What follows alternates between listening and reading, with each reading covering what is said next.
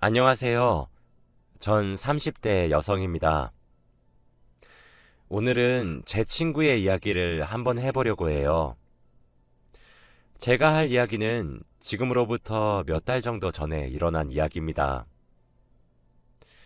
지금 이곳에서 사연을 들으시는 여러분들처럼 제가 오랜 시간을 살지 않아서 그리 연륜이 있거나 현명한 나이는 아니지만 제 인생에서 이처럼 쇼킹한 일이 또 있을까 싶을 정도로 정말 기가 막힌 일을 겪었습니다. 저에겐 정말 친하고 가장 소중한 친구가 한 명 있어요. 그 친구는 저와 고향 친구인데 학창 시절을 모두 같은 학교에서 보냈죠. 심지어 대학도 같은 학교에 입학했기 때문에 정말 제 인생의 대부분을 이 친구와 함께 보냈다고 해도 과언이 아닙니다. 제 친구는 제 인생에서 정말 등불 같은 존재예요. 제가 힘들거나 지칠 땐 위로도 해주었고 나태해지면 채찍질도 해주었죠.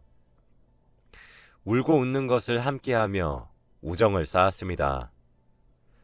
제 짧은 인생을 돌아보면 항상 커다란 이벤트엔 이 친구가 등장하는 것 같아요. 아마 제 친구에게 저도 그런 존재겠죠. 그런 제 친구는 여자가 가장 예쁠 수 있고 행복한 날이자 일생에 딱 한 번 있는 많은 사람들의 축복을 받고 환하게 웃어야 하는 날, 바로 결혼식 당일에 변호사를 만나러 갔습니다. 지금부터 그 이야기를 한번 해보려고 합니다. 제 친구는 현재 6년 정도 만난 남자친구가 있었습니다. 긴 시간 동안 만나며 연애를 했죠. 그래서 당연히 그 남자친구와 제 친구는 미래를 약속한 사이였어요. 남자친구가 제 친구에게 프로포즈를 할 때 제가 도와주기도 했거든요. 촛불을 하트 모양으로 만들어 프로포즈를 했었는데 제가 그 초에다 불을 붙여주었거든요. 아무래도 6년 정도 만난 깊은 사이다 보니 서로 부모님을 뵈러 가기도 하고 명절에 인사를 드리기도 했죠. 자연스럽게 양가가 모여서 식사 자리가 만들어졌고 그 자리는 상견례 자리와 다를 바 없었습니다. 그렇게 자연스럽게 제 친구는 결혼식을 준비하기 시작했어요. 그런데 그때 전 세계적으로 코로나라는 질병이 유행하기 시작했죠. 당시 결혼식을 하기 위해 모든 준비가 다 진행이 된 상태였어요. 정말 식만 올리면 되었죠. 그런데 코로나란 질병은 전염성이 정말 강했고 그로 인해 사상자까지 생기게 되었어요. 그때는 정말 너무 상황이 심각했죠. 한국에서도 하루에 확진자가 1,000명이 넘어갔고 국가적 재난으로 분류되기 시작했습니다. 모두가 외출을 삼가하기 시작했고 두려워했으며 힘들고 고통스러워한 시기였죠. 2단계니 3단계니 정말 공황 상태였습니다. 제 친구는 결국 예식을 취소했어요. 사실 일정을 딜레이할 수 있었지만 당시엔 지금처럼 백신이 나올 수 있다는 말도 없었거든요. 그래서 결혼식 일정을 계속 미루고 미루었지만 취소해서 확 밀어버리는 과감한 선택을 하더라고요.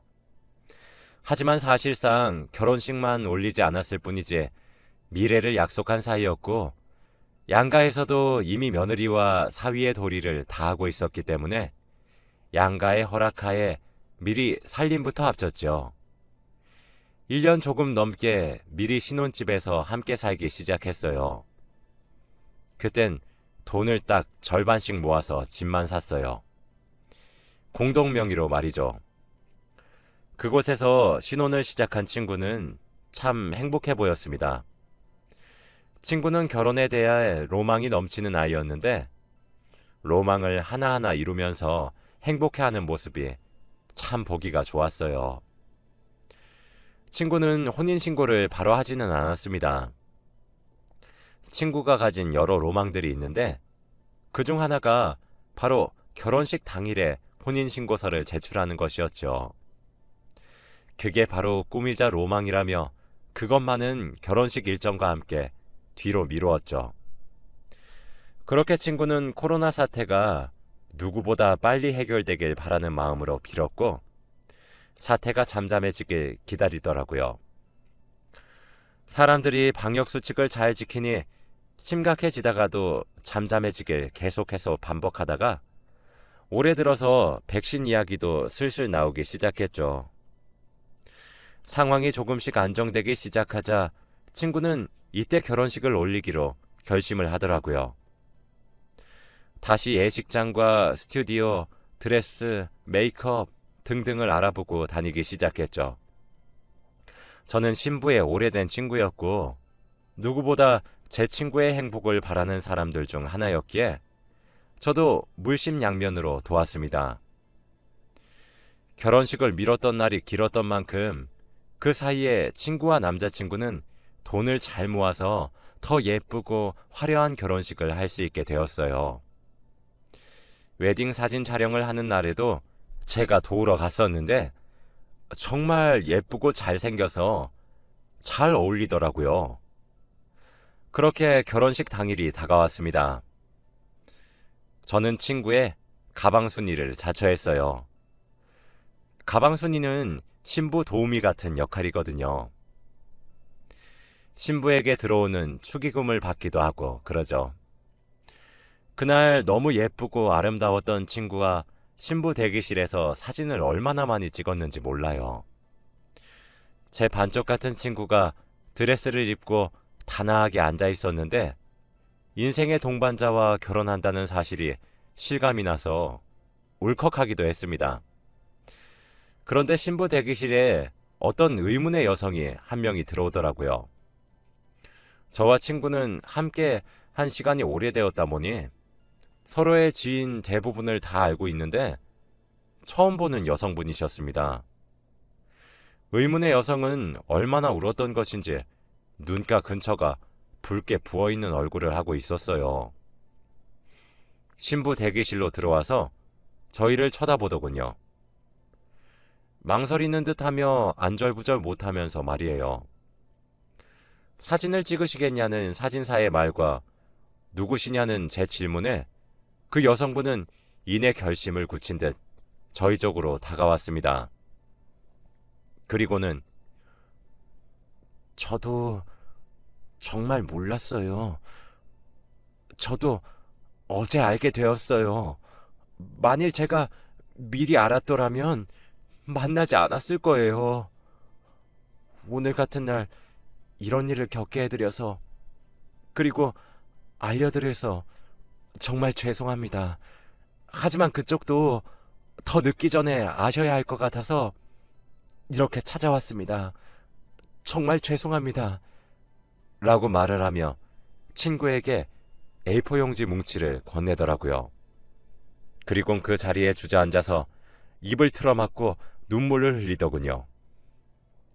근처에 그 여성분의 친구들도 있었던 것인지 2명의 여자분들이 더 들어와서 그 여성을 일으켜서 달랬습니다. 그 의문의 여성분은 친구들에게 부축을 받으며 제 친구에게 다가와 연락처를 하나 남기고는 신부 대기실을 나가더라고요. 그런데 종이 뭉치를 넘겨보는 제 친구의 표정이 참 심상치 않았습니다. 종이를 넘기면 넘길수록 얼굴이 새하얗게 질려서 부들부들 떨었어요. 처음엔 손만 떨더니 곧이어 온몸을 덜덜 떨더라고요. 제가 너무 놀라 친구에게 다가가서 왜 그러는 거냐고 물었죠. 친구는 아무런 말도 없이 제게 종이 뭉치를 건네어 주었고 제게 고스란히 보여주더라고요. 그것들을 받아서 읽어보는데 정말 제 두 눈을 의심했습니다. 아찔하더라고요.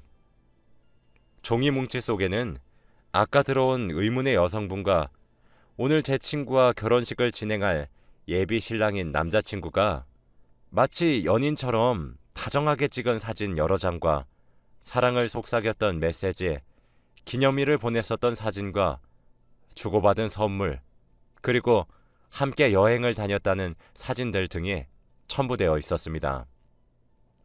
그 중에서도 가장 충격적이었던 사실은 따로 있었습니다.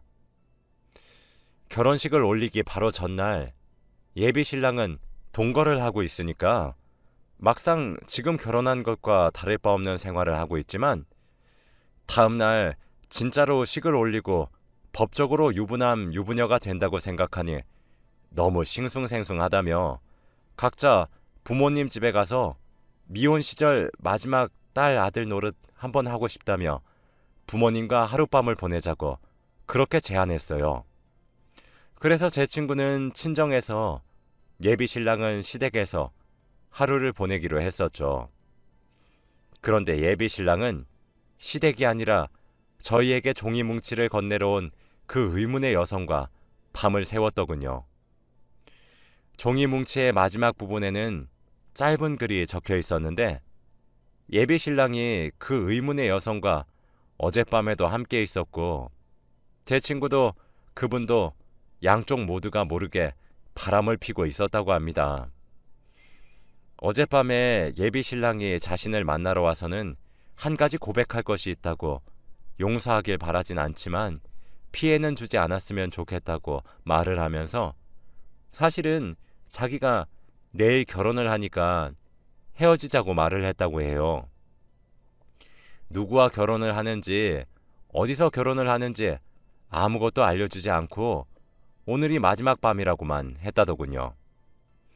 그러면서 자기가 결혼 생활을 하면서 만나줄 수는 있는데 그래도 괜찮겠냐고 물어보기까지 했대요. 그 여성분은 괜찮다고 헤어지자며 이별을 담담히 받아들인 척했고 밤새 몰래 이 증거를 만들었던 거죠. 그리고 친구들에게 급히 부탁을 해 예비 신랑 뒤를 미행했던 거였고 결혼식을 올리기 직전에 예비 신랑의 정체를 모두에게 알리면서 망신을 주고 무엇보다 오늘 신부가 될 제 친구에게 진실을 알려주기 위해 이곳의 종이 뭉치들을 사람들에게 뿌릴 계획을 했던 거였죠. 하지만 신부인 제 친구 측에서는 이런 사실들을 모르고 있을 것이 분명하다고 생각해서 좀 더 상세하고 많은 양의 종이 뭉치를 만들었던 거였습니다. 그리고 아무것도 모르고 행복해하고 있을 제 친구에게 좋은 날을 망친 미안한 마음이 들어 죄송하다고 사죄를 하며 이 모든 사실을 전한 거였어요. 여성분이 찾아왔을 때에는 이미 식은 시작되었습니다. 제 친구는 신부 입장을 위해 대기실에서 나가야 되는 순간이었거든요. 그런데 그때 이 증빙 자료들을 제 친구에게 전했고 하객들에게도 나눠준 거죠. 전 결혼식장을 살펴보고 오겠다며 결혼식을 할 홀로 향했어요. 이미 거긴 정말 파국이었죠. 그 의문의 여성은 목에 핏대를 세워가며 하얀 버진 로드 위에 서서 예비 신랑의 만행을 고발하고 있었고 제 친구의 어머니는 바닥에 주저앉아 넋을 놓고 있었습니다. 친구의 아버지는 어쩌면 이미 사이였을 예비 신랑의 멱살을 잡고 고래고래 소리를 지르고 있었고요. 신랑 측, 신부 측 가릴 것 없이 하객들은 웅성웅성대고 있었고 그 여성분은 예비 신랑의 친구들에 의해 질질 끌려 나가게 되었습니다. 여성분의 친구들은 그런 걸 막기도 하고 다른 하객들에게 전단지를 나눠주고 있더군요. 정말 개판이 따로 없었습니다. 완전 난장판이었죠. 전 신부 대기실로 돌아갔습니다. 친구는 제게 밖의 상황은 어떠냐고 물어보더군요. 어떻게 제가 그걸 고지고대로 전할 수 있겠나요? 전 정말 아무런 말도 할 수가 없었어요. 위로도 해줄 수 없었죠. 친구는 아무런 말도 하지 못하는 절 보더니 이내 모든 것을 직감한 모양인지 제게 도움을 청하더군요. 전 직원을 불러 친구가 웨딩드레스를 벗는 것을 함께 도와줬어요. 친구는 화장도 채 지우지 않은 채로 옷을 갈아입고는 제게 말하였습니다. 나 지금 너무 혼자 있기 싫은데 나랑 어디 좀 같이 가주라. 라고 하면서요. 전 차라리 제 친구가 펑펑 울기라도 했음 싶더라고요. 전 알겠다고 군말 없이 친구의 뒤를 따랐습니다. 당연히 인생에서 가장 행복해야 할 제 친구의 결혼식은 개판이 되었고, 신부가 있지 않은 결혼식은 무산이 될 수밖에 없었어요. 친구 휴대폰은 미친 듯이 전화가 걸려오더군요. 친구는 부모님께 지금은 저와 단둘이 잠시 있고 싶다고만 전하고 전화기를 아예 꺼버렸습니다. 그렇게 친구를 따라간 곳은 이혼 전문 변호사의 사무실이었어요. 친구는 곧바로 변호사에게 종이 뭉치들을 보여주며 이혼 상담을 받기 시작하더라고요. 사실상 혼인신고는 하지 않아 법률상 부부가 아니라 이혼 소송을 할 수는 없었습니다. 그러나 이미 공동명의로 마련한 신혼집에서 1년이 넘는 기간 동안 신혼생활과 다름없는 생활을 한 점을 미루어서 사실혼이 성립된다고 하더군요. 사실혼 해소 소송이라고 이혼 소송과 비슷하게 진행되었죠. 그렇게 친구는 소송을 준비했습니다. 친구는 그날 받은 연락처로 전화를 걸어 그 여성분과 연락을 했어요. 그리고 소송에 필요한 자료를 제공받기도 하였죠. 그리고 그 의문의 여성분 또한 성심성의껏 자료들을 제공해 주더군요. 그놈은 두 여자를 완벽하게 속였던 거죠. 제 친구는 그 여성분 또한 저와 같은 피해자와 다름없다고 하더군요.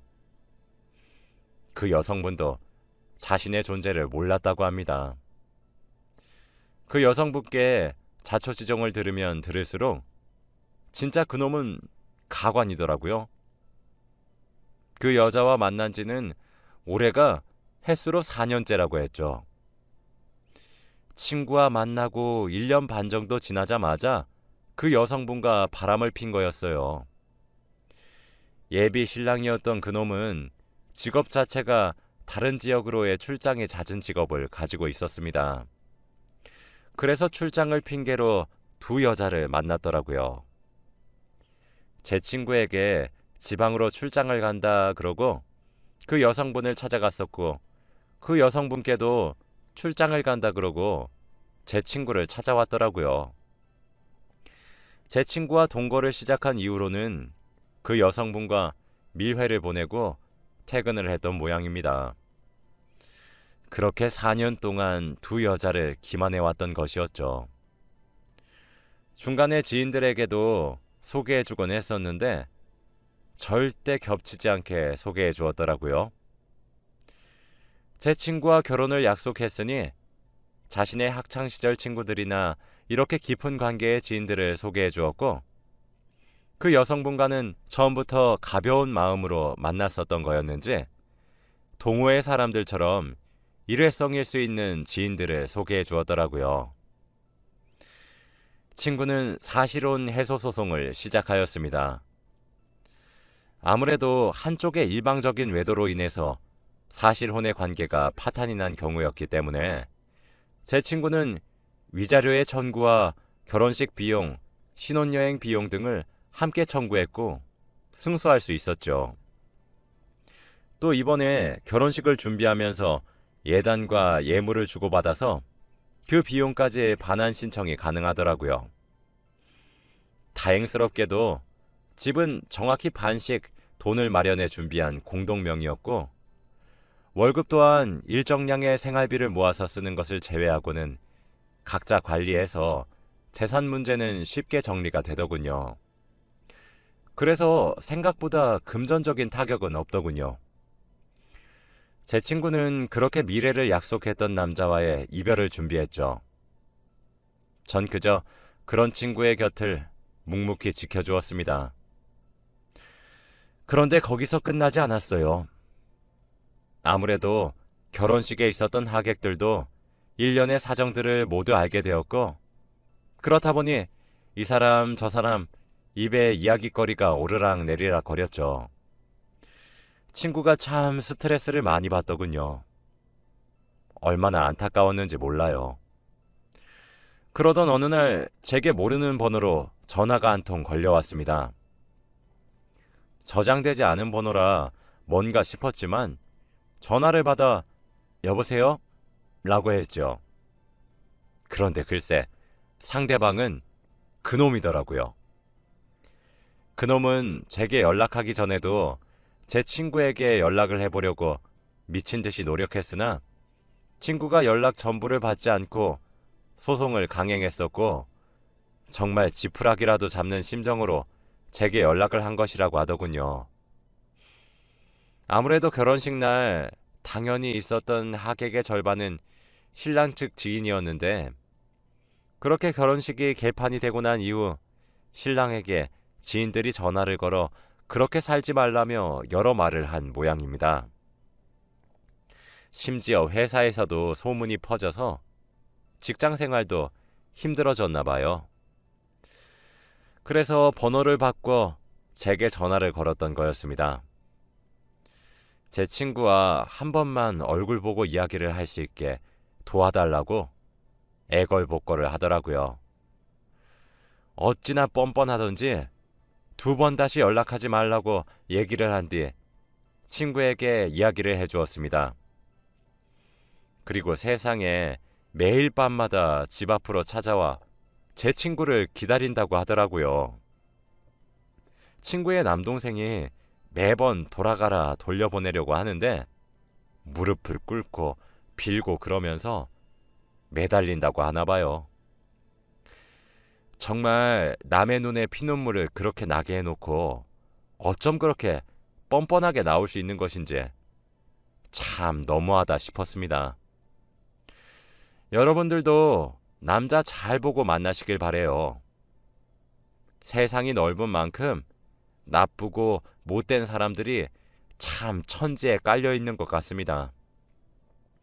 이게 속이려고 마음먹으면 뭔들 못하겠냐마는 사람 마음 가지고 그런다는 것이 참 마음이 아프네요.